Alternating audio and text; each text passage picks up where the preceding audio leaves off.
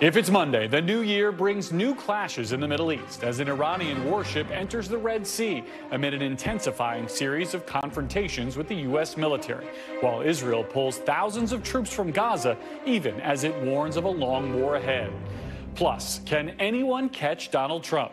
The former president's Republican rivals blitz Iowa in the final days before the 2024 presidential contest officially kicks off, with one of the most important contests now just 2 weeks away.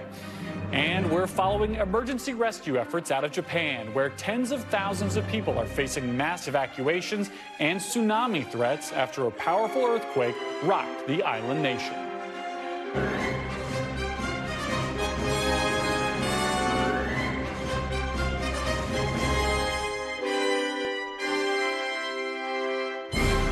Welcome to Meet the Press Now. I'm Garrett Hake reporting in Washington as we officially kick off 2024 and prepare for what is expected to be an historic and historically divisive year in American politics, with a frustrated nation bracing for a bruising presidential election, likely between a deeply unpopular incumbent facing impeachment and a challenger plagued by 91 criminal counts across 4 trials, including one tied to his role in provoking an insurrection at the U.S. Capitol. We'll have more on what will almost certainly be the story of the year in a moment, but we begin with the top story of the day, the ongoing Israel-Hamas war. Nearly 3 months since the war began, the Israeli military says it's pulling thousands of troops out of Gaza. But this weekend, Prime Minister Netanyahu again pointing to a prolonged conflict, saying that this war will last many more months. Today, Hamas claimed credit for a New Year's Day rocket barrage fired towards Israel as fighting intensifies in central Gaza and the southern city of Khan Yunis, where the Israeli military continues its ground and air campaigns. For Palestinians fleeing the fighting, few places to go, as the humanitarian crisis on the ground remains dire. Now, some limited aid has trickled across the Rafah border crossing, and Israel has signaled it's ready to allow aid to reach Gaza by sea. Amid all of this, fears of expanding war today, an Iranian warship entering the Red Sea, according to the state news agency, just one day after the U.S. Navy exchanged fire with Iran-backed Houthi militants in the area. U.S. Central Command says Yemen's Houthi militants fired on Navy helicopters who were responding to a distress call from a commercial ship in the waterway. CENTCOM says the helicopters then reacted in self-defense, returning fire and sinking 3 of the 4 Houthi boats, killing all of those on board. Now, this marks the first time that this recent uptick of attacks on commercial shipping in the Red Sea has turned deadly. Joining me now is NBC's Josh Letterman in Tel Aviv. Aaron Gilchrist is with President Biden in St. Croix. So, Josh, what do we expect the fighting to look like going forward now? Israel says it's pulling some of their troops out. Do they have the resources to sustain this fighting for the next year? Well, Garrett, you might think that Israel saying it's pulling 5 brigades out of the Gaza Strip would mean that it is actually moving toward a lower intensity phase of this conflict, or indeed winding down the war. But in fact, Israel is signaling quite the opposite. They are saying that this is an effort to really make sure they are pacing themselves for that war that Prime Minister Netanyahu has said is going to last many more months. And so in particular, when it comes to the reservists who have been away from their families and their normal jobs in the economy for many months now, the government says that they want to let those people go home to rest because they may end up being needed for some time back in the Gaza Strip. Now, whether that is truly what's happening or more part of the information war here, as Israel does address some of the pressure from the Biden administration to move to a lower intensity phase of this war, remains to be seen. But for now, every public message from the Israeli government and the military is that they expect to be in Gaza fighting on the ground for quite some time to come, Garrett. Well, no, those are the global politics, but there's some interesting domestic politics at play here in Israel, too, right? I mean, how is the Netanyahu government looking at this next year? There's domestic issues there. The Israeli Supreme Court just struck down a part of that, really controversial judicial overhaul he's been pushing. Well, on the one hand, if they had upheld that part of the judicial overhaul, that could have been more problematic in the short term because it would have really galvanized all of that opposition to Netanyahu that we saw in those hundreds of thousands of protesters who were taking to the streets here week after week until October 7th, when the focus overnight shifted to war. And obviously, we saw that kind of rally around the flag effect here that we saw in the United States after 9/11, and a lot of those internal divisions went by the wayside. So the real real question now is how does this affect Netanyahu's leadership going forward? Does he enter into a new conflict with the court, a new effort to try to push through these overhauls, just as he is on such tenuous political ground already, trying to wage this war while so many people here are upset about the fact that his government failed to prevent this terror attack and to know that it was going to happen in advance? And what's the talk like in Israel about another pause? Are we going to see more pressure both on the humanitarian side and on the hostage rescue side of this coin here to try to push for something that looks dramatically different than the war we're seeing now, even if it's only for a short time? Well, there's huge interest here in getting more of those hostages returned. There's less interest here in stopping the fighting, and there's zero interest from Hamas in giving back more hostages or in these brief pauses short of the permanent ceasefire that Hamas now says is a prerequisite to releasing any more hostages. Now, of course, there are negotiations taking place behind the scenes. We hear about it every other day or so, that the Egyptians have a new proposal, and Hamas is saying this, and the Israelis are pushing on that. But right now, there are really no signs of progress towards any resolution, either on the hostage issue or on any kind of pause in the fighting, short-term or long-term, Garrett. All right, Josh Letterman reporting for us from Tel Aviv. Josh, I'll let you get back to work. And Aaron, we saw this latest response from the U.S. to these attacks in the Red Sea, the idea that this was Navy pilots firing back in self-defense. But does the White House also believe they can have some element of deterrence here? This is really the first time they've used lethal force on the Houthis. Yeah, Garrett, that really has been the hope of the administration, that by having these Navy assets available in the Red Sea to in some cases, literally shoot down some of what the Houthis have been sending into that waterway, missiles and drones, that would be enough of a deterrent to keep them from continuing to execute these sorts of strikes in that area. Obviously, we saw yesterday boats for the first time, small boats moving into the waterway, approaching a ship, a commercial ship, and even trying to board it before shooting at the Navy helicopters and receiving return fire from those helicopters. I think the administration is still hoping that it can serve a protective purpose by having these ships there, by having 20 other nations join in a maritime operation to create a group of an armada, if you will, really to try to deter some of those actors, particularly the Houthis in Yemen, from trying to sort of mix things up in the there and create dangers for the shipping channel, where you've got companies like Maersk and others that are now not using the Red Sea in many cases, going around Africa to continue their shipping operations, something the administration has said it doesn't want to see. It wants to make sure that it is safe for industry to be able to move through this very waterway coming through the Suez Canal and either into Europe or over toward India. But now, Aaron, if you've got an armada in the Red Sea, as you put it, you've also got more targets, right? I mean, how concerned is the administration about the possibility that any one of these little one-off incidents could escalate into a more, direct conflict, either with Iran or some other regional conflagration here? So that's been the big concern from day one, right? We know that the USS Ford Carrier Strike Group and the Eisenhower Carrier Strike Group were moved into the Mediterranean as a show of military strength in an effort deter these small actors or nation states from engaging in any sort of conflict as it relates to their proximity to what's going on in Israel and Gaza. And so at this point, it seems, as we watch some of the activities that have been happening in the region, that that physical presence just being isn't as much of a deterrent as the U.S. might have hoped. We know Secretary Blinken is going to be going back to the region early this month, and part of his mission there is going to be to engage with some of the other nations in the Middle East to try to put some more pressure on Iran, to put more pressure on these small militia groups, to put more pressure on the Houthis to not take the sort of actions that they've been taking and make the situation in that region worse. There's going to be a strong effort in the months to come, Garrett, to try to tamp down the negative energy that's really been building up in that area outside of what's already happening in Gaza. And Aaron, on the political front, I mean, how concerned is the White House about these growing divisions within the Democratic Party over the president's handling of the war, over Israel's execution of the war? Well, the White House is aware, obviously, that there is this growing call for the administration to change course, for the administration to push Israel to change course in many ways. The president has said as much himself in some of his public appearances and in some of his fundraising appearances that he recognizes that the global community is not showing as much support for Israel did in the earliest days of the conflict there. At the same time, the administration has said that it continues to support Israel. It continues to try to offer supplies as Israel may need. And so the posture that the administration has taken in terms of showing that support hasn't changed, likely won't change.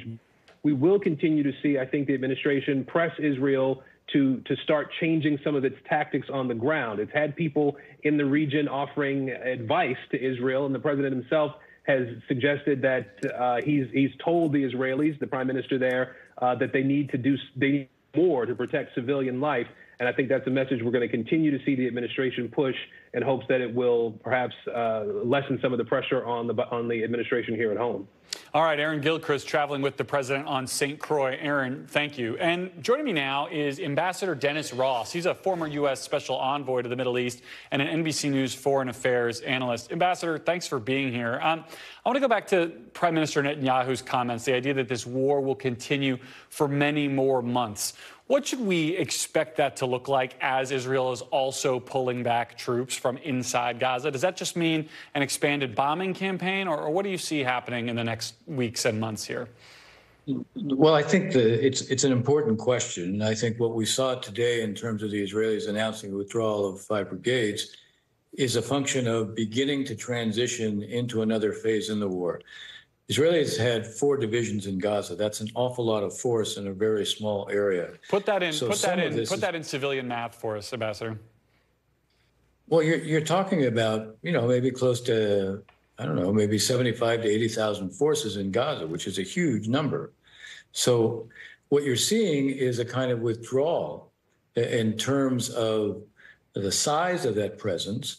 Some of this is simply a function of demobilizing some of the reserves. Israel does not have a large standing army, so you have lots of reserves. When you take the reserves, put them in the military, you're taking them out of the civilian day-to-day life and the civilian economy, number one. Number two, that size presence in a small area over a period of time becomes, in a sense, less productive from the standpoint of the military campaign. And one of the things that the Israeli military revealed today is that there have been 29 deaths of Israeli soldiers from friendly fire. Again, when you have a really large number there, that increases the prospects of that. So there are practical reasons to reduce the presence, but there's also, I think it's related to what the administration has been asking Israel to do, which is reduce the presence, make the nature of the campaign a more targeted one, specifically on the leadership, or specifically on pockets of Hamas resistance, or specifically on different parts of the military infrastructure. I think the Israelis are also looking at what can be a reduced size to carry out a campaign still against the military wherewithal of Hamas, as well as the tunnel system. The one thing that surprised the Israelis was not the existence of the tunnels. The one thing that surprised the Israelis was the depth of the tunnels, the scope of the tunnels, the development. I was in the tunnel that they uncovered just below the Erez crossing point. I have previously been in the tunnels in the past that Hezbollah created in the north. What I saw in the south was a tunnel that was much more elaborate than anything I'd seen from Hezbollah. What I saw was a tunnel big enough to drive a car in, with a pipe along the ceiling. I mean, this was a very well-developed tunnel. The scope of this infrastructure is so deep, so developed, that rooting it out is clearly what takes time. When you hear the prime minister talk about several months, what I've been hearing from the Israeli military is exactly that. But it's also a function of a different kind of campaign than you've seen so far. Less bombing, more targeted, more forays in and out. To me, I feel like that's another thing to put a pin in for Israeli intelligence after the fact of why they were surprised by the tunnel depth at all, given kind of all the other questions about what happened on October 7th. I want to ask you about your op-ed in the Wall Street Journal. You talk about the limits of American influence over Israel. And you write in part that threatening to withhold U.S. aid unless Israel changes its policies would only have the effect of making the Israelis feel they must go it alone. You write in this op-ed about the idea that Biden's embrace of Israel and of Netanyahu's ability to run this war as he sees fit does give Biden more leverage. But how then can and should he use it to achieve these goals that the Americans have about how this war be executed? Look, I think there's two dimensions to how to use that influence. And it's real because Biden has built a very high degree of credit in Israel. I've been in Israel the last couple of weeks. One of the things I've been struck by is how deeply the Biden position is embraced here. Now, it raises a cost to the Prime Minister of Israel to resist what he's suggesting. Already, I think we've succeeded in changing some of what the Israelis have done in terms of the scope of humanitarian assistance by the pressure on that. Many Israelis, I still hear it, say, look, as long as Hamas won't allow the Red Cross access to the hostages, continues to hold these hostages, all of whom were kidnapped, why should we be allowing any assistance into Gaza at all? There would not have been this readiness to provide this had it not been for the pressure from the president. Similarly, there's the whole question of what comes afterwards. What's the pathway? This is not just a question of the military tactics. It's also what comes afterwards in Gaza.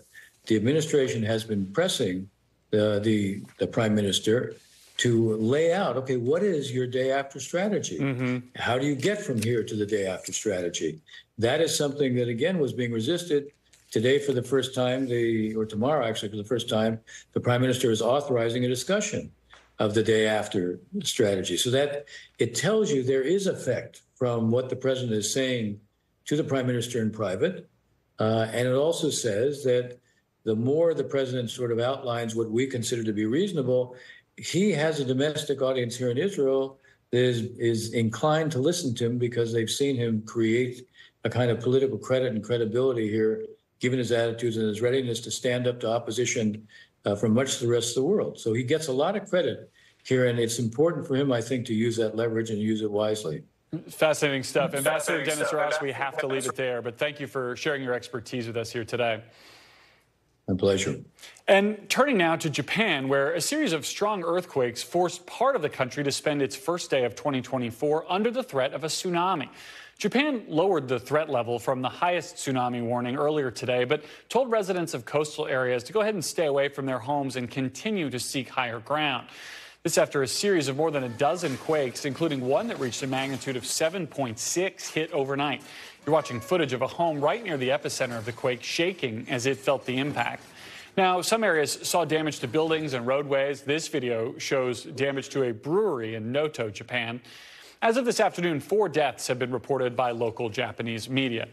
NBC News foreign correspondent Megan Fitzgerald now has the latest on this story from London. So, Megan, what are we hearing from Japan this afternoon in the wake of this earthquake? Well, what we know is that this is one of the most significant earthquakes that the western coast of Japan has seen in years. As you mentioned, the death toll now rising to 4. At least one person died after being trapped under the rubble, and that continues to be the focus at this hour. As officials say, there are multiple reports of people being trapped under collapsed buildings, under homes. And keep in mind, roads have buckled. They've been cracked, making them impassable. So the prime minister, who will personally head the nation's disaster relief, says supplies will now come in by boat because of conditions of the roads. The military has been deployed to help as tens of thousands of people are now without power. We also know that shelters have been put in place as temperatures in that region are facing freezing temperatures. But the sun, of course, is expected to rise in the next hour or so, which means we will get a fresh look at the scale of this devastation. And Japan has already downgraded their tsunami warnings earlier today, I guess overnight there. What are we watching for in terms of when we'll know they're clear of danger? We're not expecting something like what happened in Fukushima, correct? Absolutely. I mean, look, what we know is that, the initial warnings is that there could have been waves of as high as 16 feet. We didn't see that happen at all. In fact, the waves that were recorded were at 4 feet, right around 4 feet. So what we saw over the course of the day was this gradual downgrade. However, meteorologists are saying that Japan could see aftershocks through the next week that could certainly cause even more damage, especially to some of those buildings where the integrity has been compromised from this first earthquake or series of earthquakes that they saw over the course of today. All right, Megan Fitzgerald, thank you for that. And coming up, the field in the front runner and for the final 14 days. We are live in Iowa, where the candidates are making their last-ditch pitch to voters ahead of what could be a make-or-break contest in the Republican race for president. Plus, Russia and Ukraine accuse each other of launching massive New Year's strikes on civilian targets, as Putin vows to intensify attacks even further. I'll talk to a member of the Ukrainian parliament about what's next as the Kremlin's war nears the 2-year mark. You're watching Meet the Press Now.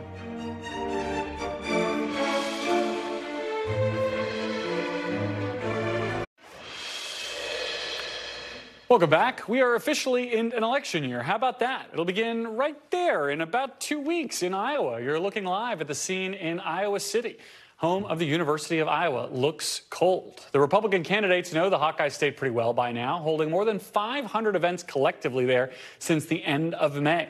Vivek Ramaswamy has held almost half of those. And Florida Governor Ron DeSantis, who completed the so-called full Grassley by visiting every county in the state, even spent New Year's Eve in West Des Moines. But despite all that campaigning, Donald Trump, who's made just 28 stops in Iowa since late May, continues to dominate the field, leading in Iowa by double digits in recent polls. NBC News Campaign Embed Sarah Dean may know her way around Iowa as well as any of the candidates by now, and she joins me now from Des Moines. So, Sarah, is there any sense of additional urgency that you're picking up from these campaigns in the last 2 weeks here? Yeah, there certainly is, Garrett, particularly in the Trump campaign. As you just noted, Trump has held truly a fraction of the amount of events that some of the other candidates have. But over the next 2 weeks, we're about to see that change. Donald Trump is set to hold 8 events over the next 14 days. And that's in addition to many of his surrogates holding their own Trump campaign events. That includes his son, Eric, Congresswoman Marjorie Taylor Greene, and even actress Roseanne Barr. So Iowans will be hearing a lot from Trump and his surrogates over the next 2 weeks. And as far as the other candidates, they're also increasing urgency, increasing the number of events they're doing, really just barnstorming the state in an effort to break through in a race that has really been dominated by the former president, Garrett. I like to say there are usually 3 tickets out of Iowa. Who's, in the battle here to get out of town when this is all over? Who has the most on the line for 2 weeks from now? Yeah, entrepreneur Vivek Ramaswamy and Florida Governor Ron DeSantis are really the 2 candidates that have bet the most on Iowa. They have both completed the full Grassley, as you mentioned, which means they've visited all 99 counties. Vivek Ramaswamy's campaign actually says he's set to complete his second full Grassley this week, which is quite an accomplishment. A double Grassley. So they've invested the most time. Yeah, double Grassley. They've invested the most time, resources, money, and energy in the state, so they have the most to lose. Both of them really need to have a strong showing here in order to gain some momentum, to take them to New Hampshire, where Donald Trump leads, just like he does here in Iowa, and Nikki Haley has positioned herself in a really strong second place in that state. And you've had such a granular view of what's going on in the state there and your embed assignment. What are you watching for over these next 13 days to tease out what we might see on caucus night? Yeah, we'll really be watching margin of victory. That's important for all of these candidates, but particularly for Donald Trump. His campaign has said that they want him to win by at least 12 percentage points, which might not sound like a landslide given his polling lead, but that would actually be a record for a competitive Republican caucus in Iowa. So Donald Trump really needs to win by a lot in order to continue his momentum and continue having that stronghold that he has. And we're really just looking to watch if the polling lead that we're seeing will translate to actual support from voters on caucus night on the evening of January 15th, Garrett. All right, Sarah Dean, thank you for that reporting. I will see you out there soon enough. And up next, what to expect when lawmakers return from recess after an historically unproductive year with 2 hot wars, a potential government shutdown, an impeachment battle, and the fight for control of Congress, all on the line here in 2024. The panel is next. But first, also on Congress's to-do list is a deal on immigration, which has eluded lawmakers for decades, even as border crossings reached new highs. Customs and Border officials tell NBC News that they encountered about 300,000 migrants at the southwest border just last month alone. That's a record high, with about 10,000 migrants getting processed every single day in December. In today's Meet the Press Minute, we take a look back at when a bipartisan gang of senators nearly broke through on the issue, with a deal to strengthen border security and provide a pathway to citizenship for undocumented immigrants. Senator Lindsey Graham joined Meet the Press in April 2013 to discuss the Senate's bill just before it was ultimately derailed by the House. Listen. You think a grand bargain is possible by July? I think if you do immigration and the grand bargain this year will dominate the 21st century, yes. The key to the grand bargain is, can we solve immigration? If we can, in a bipartisan fashion, fix a broken immigration system to regain our lost sovereignty, control who comes to the country, who gets a job, a robust temporary worker program, and as to Republicans, the politics of self-deportation are behind us. Mitt Romney's a good man. He ran in many ways a good campaign, but it was an impractical solution. Quite frankly, it was offensive. Every corner of the Republican Party, from libertarians, the RNC, House Republicans, and the rank-and-file Republican Party member, is now understanding there has to be an earned pathway to citizenship. That gives us leverage on immigration with our Democratic friends. Welcome back. There's impeachment, immigration, two wars, government funding, reauthorizing surveillance powers. The list of to-do, must-do items facing members of Congress when they return to Capitol Hill for 2024, about a week from now, is pretty daunting. It includes those ongoing negotiations in the Senate on a border security deal tied to additional aid for Israel and Ukraine. And House Republicans, meanwhile, must decide exactly how strongly they want to continue pursuing their impeachment inquiry into President Biden. All of this while ensuring the government remains open and funded. No big deal. For more now, I'm joined by NBC News political analyst and Democratic pollster Fernanda Mondi, and NBC News political analyst and former press secretary to former House Speaker John Boehner, Brendan Buck. So, Brendan, I'll start with you. If you were back there in the Speaker's office suite, what would you say the top priority should be for lawmakers when they get back into town next week? How do they start, eating this elephant? Well, frankly, they should have started eating a while ago. The most pressing item, obviously, is funding the government. Mike Johnson, through a lot of twists and turns, got through this short-term funding bill that gave us two deadlines, one in January and one in February, to fund the government. And you would have thought in the last month or so, since that has passed, that they would have made some progress, come to an agreement on what the spending level should look like so that when they get back in town, they can actually pass some legislation. And it appears that very little progress has been made on that. And so despite pledging that they won't do another short-term bill or they want to avoid a government shutdown, we're coming right back with the same drama that we were looking at before, how to keep the government open, and with Republicans once again looking like they're unwilling to accept what is reality. The bill is going to be, spending levels are going to be at what the bipartisan debt limit agreement was at, but they've simply refused to accept that. And until they do, we're going to continue to have trouble keeping the doors open. All right, so if the funding levels are one intractable problem, the other here seems to be these negotiations on a border deal, Ukraine and Israel funding. Fernand, look, lawmakers spent months in town late last year doing basically nothing when the House was, totally stalled out, fighting over who was going to be Speaker. Senate wasn't able to do much more. Do you think this break, just getting home for a little bit and talking to constituents instead of staring at each other, might help folks come back with a little bit more of a new spirit in 2024 to get this deal over the finish line? Look, Aaron, that would be a nice New Year's resolution for this House Republican majority, but I don't see anything different happening from last year. In fact, we may be at a point, ironically, this year, where last year, where the Republican Congress that was known as the do-nothing Congress for really doing nothing, is the high water mark.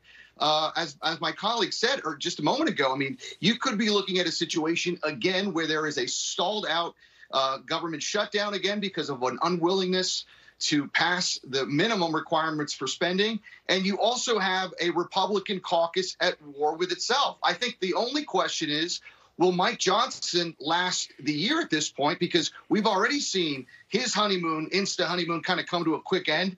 I see a scenario where Chip Roy and others could again say, look, we don't want to go forward with this one. We need a new speaker because we can't get anything done. You add to that, Garrett, the fact that we could have Donald Trump as the Republican nominee cemented in about 2 months' time, and then the House majority becomes almost a campaign arm. It doesn't look like much in the way of accomplishment for this House majority on the Republican side in 2024. Well, let's tease all that apart. Brendan, the House seems like it could be on the verge of doing that thing where they take a couple of hard things and they add them together and somehow make it even harder in the hopes of creating a deadline that forces them to act. What do you think about the prospect of that supplemental money, the Israel, Ukraine border, potentially having to ride along with a spending deal to keep the government open, to force lawmakers to do something when they're so good at not unless they have a deadline? Yeah, I mean, the reason we do that is to have as few bad votes as possible. A big bill to fund the government is a tough vote. Obviously, for Republicans, a bill to fund anything to do with Ukraine is a bad vote. I'm skeptical that Mike Johnson would have, I don't want to say the word courage, but would be willing to do that, because that would be extremely unpopular. And one of the things that these Freedom Caucus members were demanding when they asked for a new speaker was bills that are only one subject, which I find somewhat silly in the first place. But to package together two of the biggest things that we have going on together, I think would be really unpopular in the conference, and I question whether he'd be willing to do that. Do you think he's in as much trouble as Fernand seemed to indicate? I have a hard time getting my arms around this, the idea that he might be upsetting conservatives, but if not Mike Johnson, who?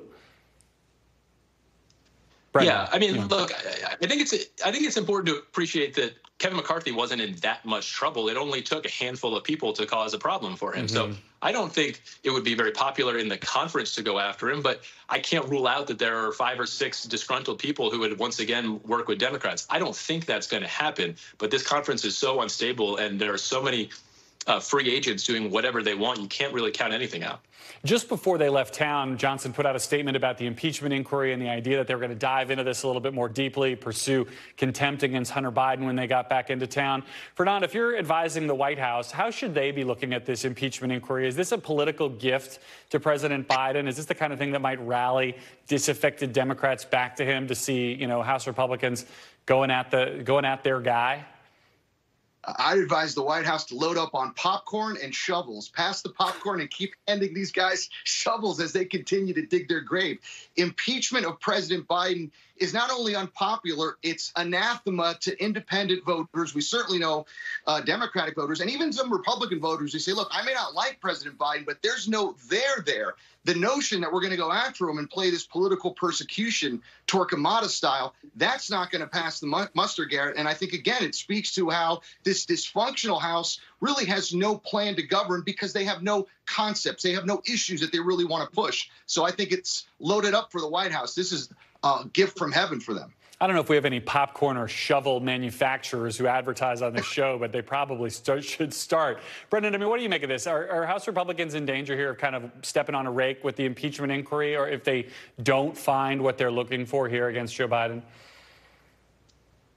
Yeah, they are, but it's one of those situations where neither answer is good for them because they have so primed the pump here with their own voters that they're demanding this. And if they don't do it, they're also going to end up upsetting their base, which you don't want to do either. I think this was just a really misguided, poorly thought out approach. They basically have promised voters they're going to do this. So I don't know how they back down now. All right. Fernand, as our resident pollster, I want to talk to you a little bit about this new USA Today Suffolk poll that came out, I guess, over the weekend, reading about it today. It should be setting off some alarm bells at the president's campaign. In it, he trails Donald Trump among Hispanic voters and among young voters. What do you see has changed between 2020 and now to see his numbers decline so much? And can you also speak to the idea that it seems like he's losing some of these folks to third-party candidates, not to Trump himself? What does that mean? Look, I think this is just reflective of the fact a lot of folks are looking at this. This is going to be almost 8 years of the same two candidates. In spite of the fact that President Biden has done not a good job. He hasn't done a good job as president. He's done an outstanding job. One of the most accomplished presidents since the 1960s in terms of things that the country will have seen benefits from. Are we better off than we were 4 years ago? Well, you think about where we were 4 years ago. In the midst of a pandemic, the country completely isolated, tens of thousands, hundreds of thousands losing their lives. We're now out of that with a roaring economy. There was no recession despite predictions to the contrary. I think these numbers kind of reflect that state now. But as we get closer into the new year and it becomes clear, when Donald Trump is nominated, which I anticipate, Garrett, will happen soon.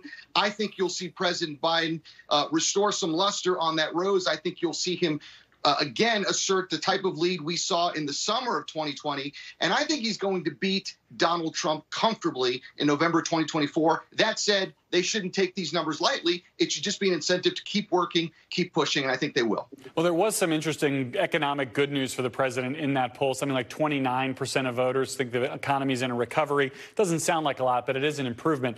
Brendan, I want to give you the last word on this because Fernand said something interesting at the start of this. The idea that the House is going to turn into basically a campaign arm. We haven't had a normal presidential election in a while because 2020 was so funky with the pandemic. What do you expect that to look like here in Washington as we get into the summer and fall? If Donald Trump is the nominee, from a House perspective, Mike Johnson's endorsed Donald Trump. What should people be prepared for to see how Washington pivots towards campaign season a little bit later or perhaps quite early this year? Yeah, well, it's hard to separate that from what we were just talking about with impeachment. I long said that the House Republican Conference is already sort of a part of a campaign arm for Donald Trump, and impeachment is part of that. Donald Trump very much wants to impeach Joe Biden for his own personal spite.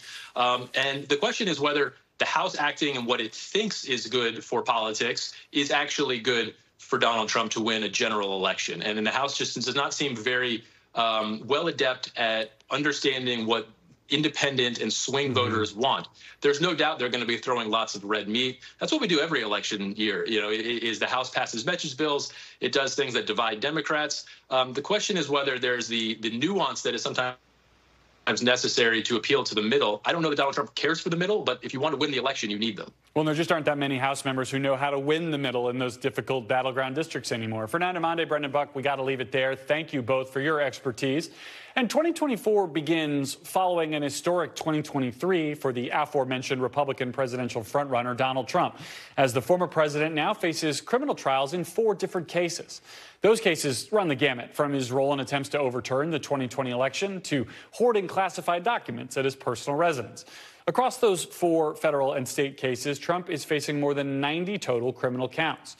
NBC News senior legal correspondent Laura Jarrett has a look back on all of the Trump legal developments from this past year and how we could see them develop as Trump makes another run at the White House in this new year. We are coming on the air with breaking news set to rattle the 2024 presidential campaign and our country's legal landscape. After years of investigations, they're not coming after me, they're coming after you. 2023 will go down as the year it all came to a head. We have one set of laws in this country, and they apply to everyone. The 45th president, now a criminal defendant, Donald Trump indicted in multiple jurisdictions. An unprecedented moment in history, the fallout far-reaching. This is a grave day and a serious one for our country. First charged in New York for what prosecutors say he did to get into office originally. Mr. Trump stands accused of doctoring his company's books and records to cover up an embarrassing story ahead of the 2016 election. The Manhattan grand jury voting to indict former President Donald Trump. Then in Washington and Georgia. We look at the facts, we look at the law, and we bring charges. Allegations of a sweeping conspiracy to stay in power and steal the 2020 election. Not about calling the election rigged. It's not about saying that he had actually won. It's about the means that he used to do that. The former president also charged for what the Justice Department says he did after he finally left the White House. The new photos released showing boxes of documents stashed in a ballroom, even a bathroom at his Mar-a-Lago home. His arrests and arraignment playing out live. Mr. Trump treating his court appearances almost as campaign events. The sole mugshot taken in Fulton County, another surreal first, along a steady stream of attacks. The Attorney General of this state is a disgrace. Against the prosecutors, judges, and witnesses against him. I did nothing wrong, and everybody knows it. I've never had such support. But with each passing indictment, his poll numbers have grown, his fundraising numbers through the roof. Yet his legal woes have become increasingly complicated, with several alleged co-conspirators pleading guilty in Georgia and now cooperating with prosecutors. If I knew then what I know now, I would have declined to represent Donald Trump in these post-election challenges. And it's not just criminal cases on the docket this year. On the civil side, Did Donald Trump sexually abuse Miss Carroll? The answer to that from the jury is yes. Mr. Trump found liable for sexually abusing writer E. Jean Carroll in the dressing room of a department store in the 90s and calling her claims a hoax. His deposition played at trial. You can do anything, grab them by the you can do anything. That's what you said, correct? Well, historically, that's true with stars. It's true with stars that they can grab women by the Well, that's what it's. If you look over the last million years, I guess that's been largely true. Not always, but largely true. Unfortunately or fortunately. Mr. Trump now appealing that $5 million verdict against him, while the ongoing civil fraud trial in Manhattan appears to have struck a nerve. This is just a railroad job. It's a witch hunt with no jury. The family's real estate empire that propelled him to fame in the White House now on the line. Having already found fraud, the judge now set to determine the penalty in the coming weeks, while Mr. Trump's rhetoric outside the courtroom. We have a corrupt legal system in New York City and New York State. Increasingly landing him in real legal jeopardy, battling over 2 gag orders. They do gag orders because they don't want to hear the truth. But 2024 could pose the greatest test yet, with the political calendar and Mr. Trump's trial schedule now on a collision course, with the first criminal trial against the Republican frontrunner set to begin next spring. Laura Jarrett, NBC News. And after the break, new year, new laws, from tougher driving restrictions to new measures protecting election workers. We're taking a look at the new laws taking effect across the country today. You're watching Meet the Press Now.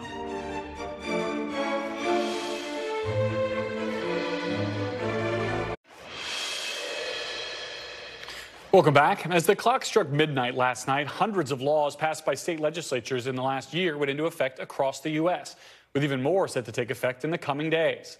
These new laws for 2024 include some hot-button issues: gun violence, contraceptive access, even book bans. The laws also cover some less divisive topics, such as teaching cursive writing and financial literacy in schools. NBC News Justice and Intelligence correspondent Ken Delanian has more on some of the significant new measures.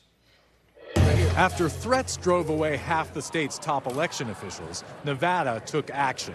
Starting January 1st, those who harass, intimidate, or harm election workers performing their duties in the state could face up to 4 years in prison under a new law that unanimously passed the state legislature. Most people don't realize either that 80% of our election workers are women. Those are our daughters, those are our wives, those are our sisters, those are our mothers. A campaign promised by Secretary of State Francisco Aguilar, the law makes Nevada one of a handful of states where threats to election workers are a felony. We cannot run elections without people. They are our unsung heroes of democracy. In Tennessee, a new law toughens penalties for distracted driving. Those under 18 cited for a second offense could see their license suspended. The measure is named for a local businessman who died in a 2020 accident. If it's just one life we save a year by this law, then my dad would have been an honor to have it in his name. California is requiring stores with more than 500 employees in the state to offer gender-neutral toy sections. Failure to comply could result in fines. Why would it be such that a dinosaur or a truck or a periodic table would be in the boys section, or glitter or paint would be in the girls section? Let's just fundamentally allow kids to be kids. You've seen all the criticism of this. One newspaper called it California's latest woke insanity. How do you respond to that? This bill was inspired by private sector, following that of major retailers. Target and so many others are already going in this direction. This is a manufactured controversy in saying that it is potentially a woke government. In Louisiana, the state legislature overrode the governor's veto of a bill banning gender-affirming care for transgendered minors. The bill prohibits doctors from prescribing puberty blockers and hormone treatments. Critics say the new law won't survive a court challenge. It is my sincere belief that this bill is unconstitutional. I believe the courts will declare that in due course. Pennsylvania toughened penalties for drivers who failed to stop for flashing red lights on school buses. And Michigan is allowing 16-year-olds to pre-register to vote. With a presidential election looming in 2024, the Brennan Center think tank says at least 14 states have passed measures making it harder to vote, while 23 states have enacted laws making it easier. How these changes will affect the outcome is unclear. All right, thanks to Ken Delanian for that reporting. And still to come, Ukrainian officials say Kyiv just experienced its deadliest single day of Russian attacks since the war began. We'll have the latest developments. You're watching Meet the Press now.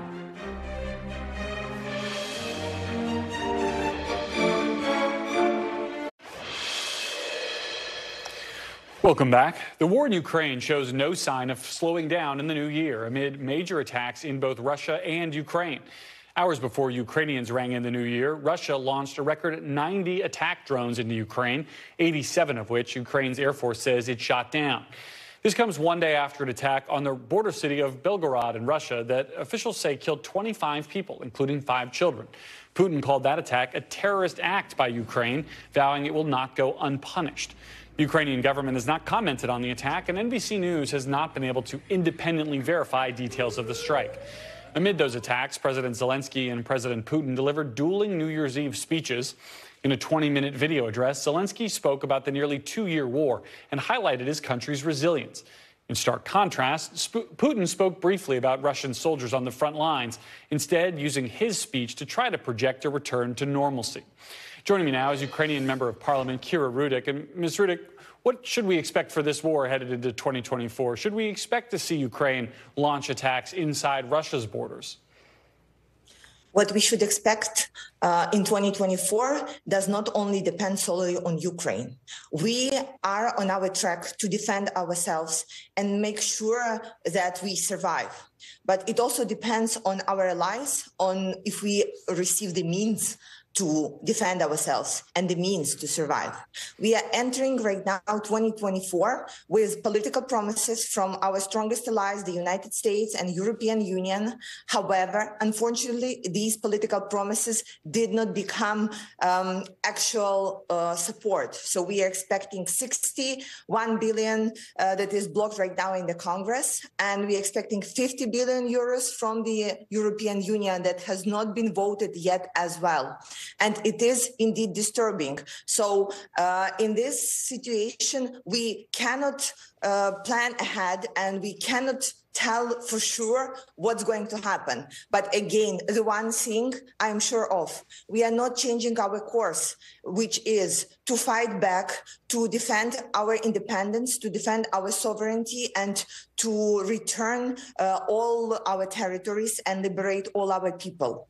I'm sure I don't have to tell you how complicated and messy the domestic political debate has gotten here in America about getting aid to Ukraine. What is your message to American lawmakers as we turn to January now?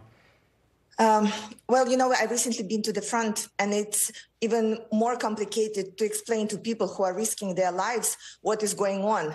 So the message from them is, can we cash in the promise that the United States are standing with Ukraine as long as it takes now?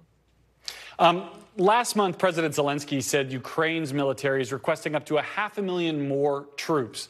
Has a decision made there about drafting more soldiers for this war? And will those soldiers have the equipment, the resources that they need? Also, again, we are figuring out the way to make it the most just way inside the country to make sure that people who are fighting at the front will get some rest and that the new soldiers will be trained.